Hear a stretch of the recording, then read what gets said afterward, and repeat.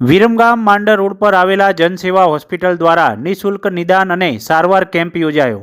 Viramgam Mandar road પર આવેલા વઘાડા ફુલકી ગામ ખાતે શ્રી સિદ્ધેશ્વર હનુમાનજી સેવા સંસ્થાનના કેમ્પસમાં બિરાજમાન શ્રી સિદ્ધેશ્વર હનુમાનજી મૂર્તિ પ્રતિષ્ઠાને 11 વર્ષ પૂર્ણ થવાના પાવન અવસરે કેમ્પસમાં કાર્યરત જનસેવા હોસ્પિટલ ફુલકી દ્વારા વિરમગામ શહેરના ટાવર ચોક વિસ્તારની સુથારફળી ચોક ખાતે આવેલી પે સેન્ટર કુમાર શાળામાં નિઃશુલ્ક નિદાન અને સારવાર કેમ્પનું આયોજન કરવામાં આવ્યું હતું. આ કેમ્પના સંસ્થાના પ્રમુખ ડૉક્ટર વિશાલભાઈ પટેલ તથા સેક્રેટરી ડૉક્ટર પ્રિયંકભાઈ વ્યાસની ઉપસ્થિતિ હોસ્પિટલના તબીબ સ્ટાફે માનવ સેવાના ભાવથી સેવા આપી હતી, જેમાં doctor Chandni madam, doctor Anupriya madam, doctor Megha, doctor Sangitaben, doctor Jhadpaben, doctor Dakshaben સહિત નર્સિંગ તથા મેડિકલ સ્ટાફ હાજર રહ્યો હતો.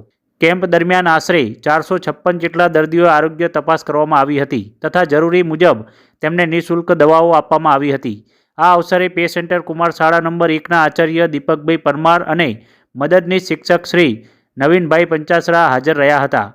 સમગ્ર વ્યવસ્થાઓ સુચારુ રીતે સંભાળી હતી.